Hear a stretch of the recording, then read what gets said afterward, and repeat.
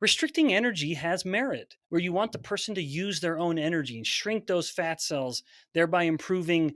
There's less free fatty acids coming out, and now the fat cells are more insulin sensitive, and they're less pro-inflammatory. Indeed, even becoming anti-inflammatory.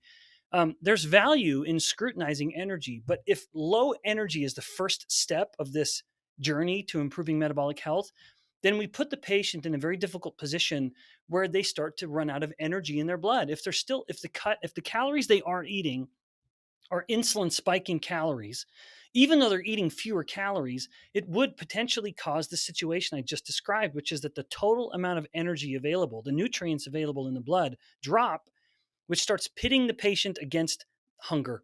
And hunger always wins. These strategies don't work long term. Not that the strategy itself doesn't have merit, but it shouldn't be the first step. The first step should be, how can I lower my insulin without making myself hungry all the time? Where if insulin is low, you learn how to use your own body's energy for fuel, your own fat cells for fuel. And the best way, you'd mentioned sort of three things. I believe there are three fundamental pillars, each reflective of one of the, or reflected in one of the macronutrients. So, firstly, the first way to help a patient reduce their insulin, thereby becoming more insulin sensitive and accelerating metabolic rate and losing weight more easily, is to control carbohydrates. Now, I'm not saying we don't eat any, and there are some nice ways to implement this idea or to put it into practice. And that is, don't get carbohydrates that come in bags and boxes with barcodes. Let your carbohydrates come as whole fruits and vegetables. You eat them, you don't drink them, and then you can enjoy them freely.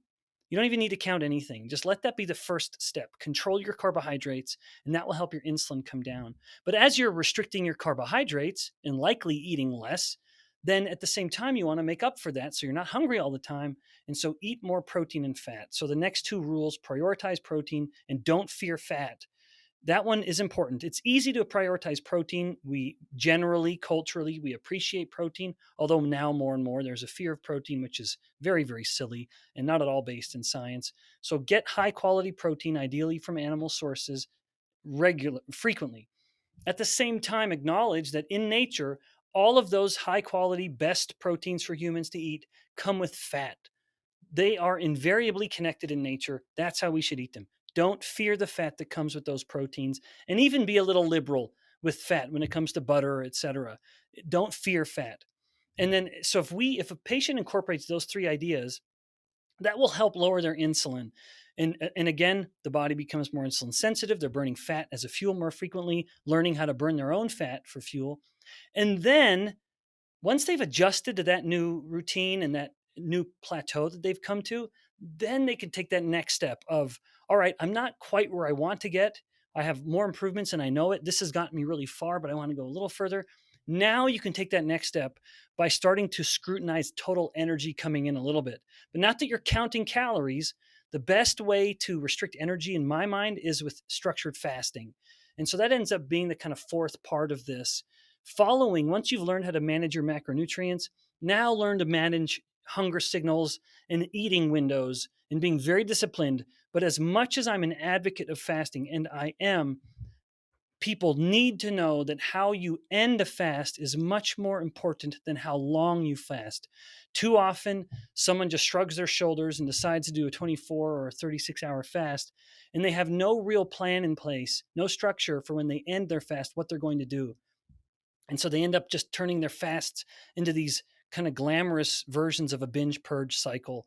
They binge and because they're so hungry, they overeat and they are really uncomfortable. They are ashamed of what they did. Then they just resolve to do better the next day, and they just do the same thing again and again and again.